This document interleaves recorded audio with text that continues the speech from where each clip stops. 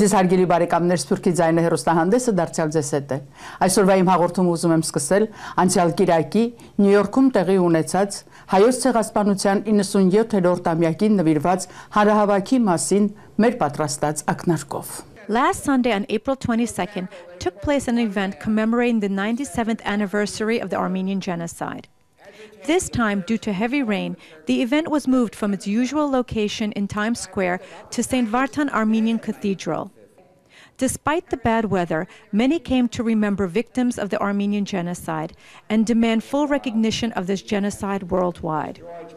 More importantly, among the attendees were prominent elected officials who have been supporting the cause of the Armenian Genocide for many years. For members of the Armenian diaspora and our nation as a whole, the importance of having these prominent politicians support our cause cannot be stressed enough.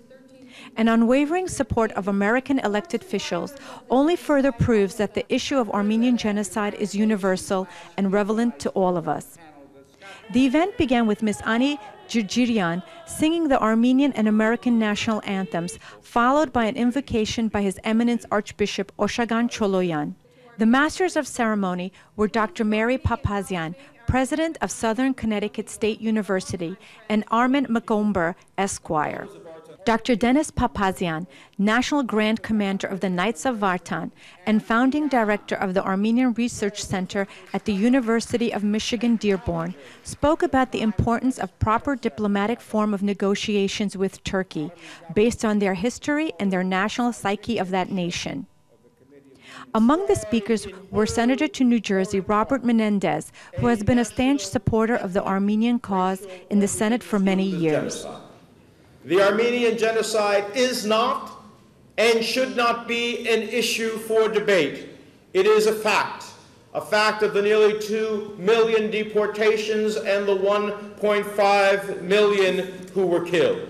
It was one of the incidents upon which the Genocide Convention was predicated.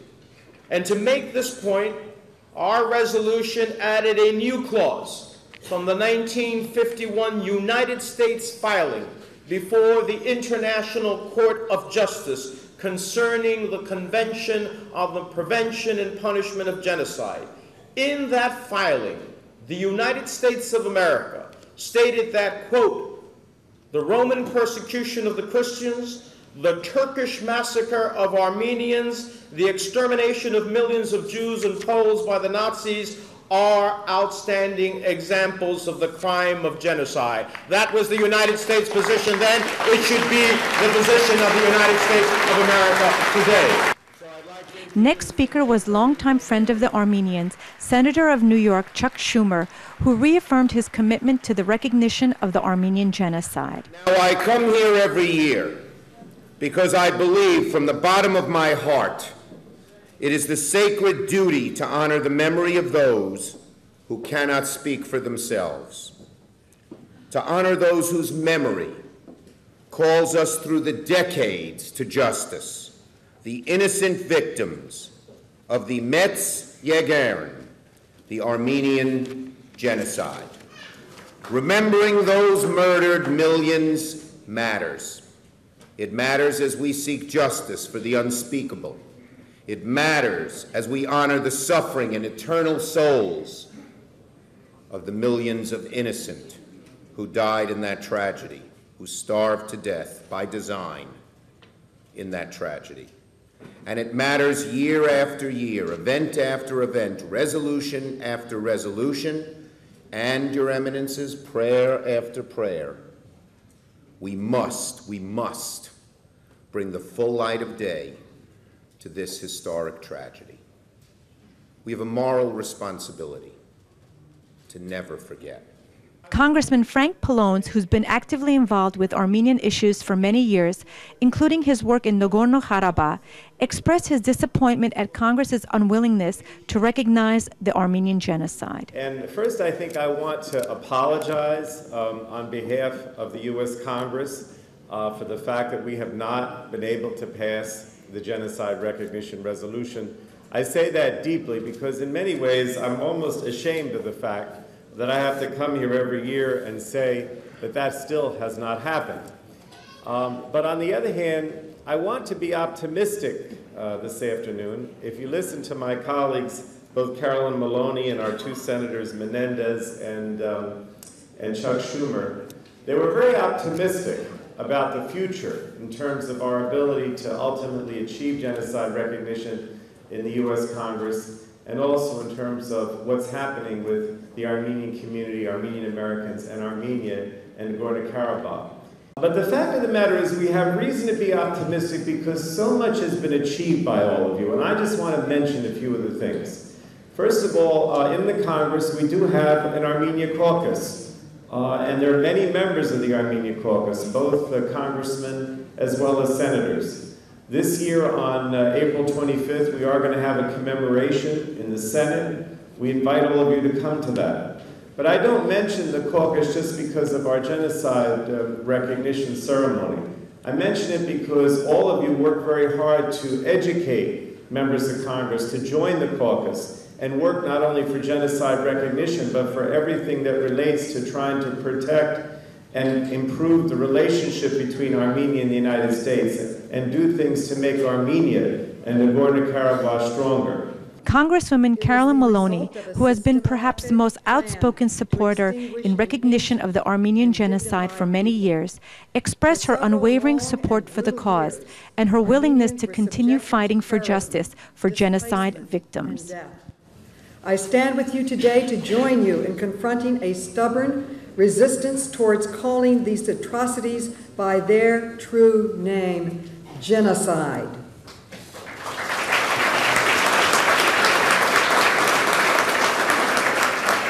Turkey and its leaders claim that genocide is the wrong term for what the crimes that the nationalistic so-called Young Turks perpetrated on a widespread, systematic basis against the Armenian people. But there can be no other more accurate word for the massacre of 1.5 million men, women, and children. Each person targeted on the basis of religion or ethnic background was a human being, someone whose families and friends loved them, someone just like any one of us here today. All nations have an obligation to confront their own histories, to study their own evil pasts and mistakes, and to learn from them. None of us is perfect, but without understanding failure by willful blindness to a great crime, we doom ourselves to an endless cycle of unthinking hatred and violence. As the philosopher George Santayana once wrote, and I quote, "Those who cannot remember the past are condemned to repeat it," end quote. And that is why we ask the Turkish government and all governments to join us in remembering the past. The highlight of the event was the recognition of the genocide survivors present at the gathering. Though few, the presence of these strong women, now in their hundreds, serves as a testimony to the ever-growing importance of achieving justice for all the victims of the Armenian Genocide. The event included a short award ceremony for the best essays on the subject of genocide. Next spoke City Controller John Liu, who has been a regular speaker at the Genocide Commemoration event for nearly a decade. Now, 97 years later, 97 years after the beginning of that period of time in history when 1.5 million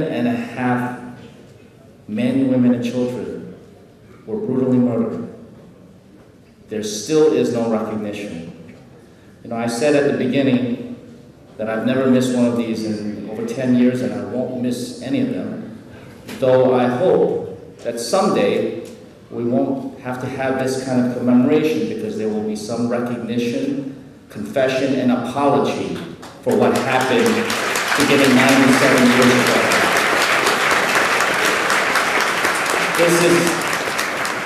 This is an issue of basic human rights, of justice, that the Armenian community here in the New York area and throughout the world are seeking and will never relent until it is done. That is the spirit of the Armenian people that I have come to know very well. Among the speakers was Avak Diraoui, Agnes Sahagyan from the Daughters of Vartan. Susan Rosenblau, from the Jewish Voice and Opinion, drew comparisons between the Jewish and Armenian people, who must cope with the legacy of mass extermination. In her speech, she reaffirmed the Jewish community's support for the Armenian cause. Prominent attorney Mark Geragos spoke about retribution and other legal ramifications of massacres of the Armenians by Ottoman Turkey.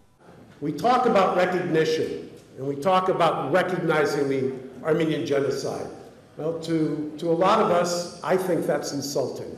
I think it's a historical fact. The time for recognition is long gone. What we need to be fighting for now, and frankly, let me tell you the dirty little secret. There is not a single reason that you can tell me the Turks are denying and deny recognition other than one word, one R word, and it's restitution. The dirty little secret is they don't want to pay restitution. They're not spending tens of millions of dollars hiring high-powered lobbyist groups. They're not spending hundreds of millions of dollars infiltrating the school systems, putting out batteries of lawyers because they're afraid of the historical truth. You have to be kidding me. That is not what's going on here. The battle that is being waged is they are deathly afraid of restitution. They're deathly afraid of giving Arat back. They're deathly afraid of having to give the churches back. That's why they're, to this day, bulldozing the churches in occupied Armenia. It is not Turkey, it's occupied Armenia.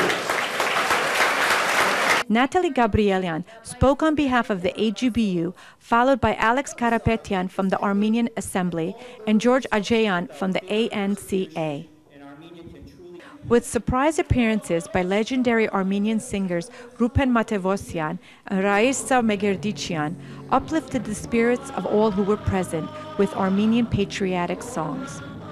Reverend Vaskin Karayan offered the benediction and then led the audience to sing the Haimer. As Armenians around the world remember the victims of the massacres, the fight for full recognition of the Armenian genocide by Turkey and the United States continues. The Turkish nation and all the people around the world have a moral obligation to recognize 1.5 million innocent men, women, and children killed by the government of Ottoman Turkey in 1915 as genocide and set the record from these dark days of the history straight.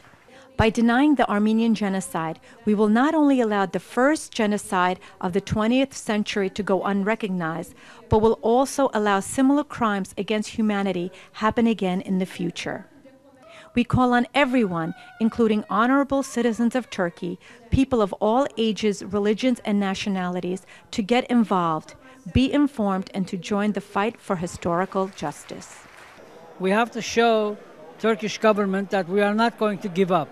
And this will continue on. It will get bigger and bigger as we approach 2015. I think we had a very successful day today. We had 2 U.S. senators, few congresspersons, city governments, scholars, and I think this shows that our support is growing and growing. One other information that I want to give you is that Turkish scholars in Turkey have been talking about restitution, reparation, and recognition. And this is happening in Turkey. I think this is what the reason of the diaspora Armenians have been successful doing this, convincing the intellectual group of Turkish, so this way they can recognize it by 2015.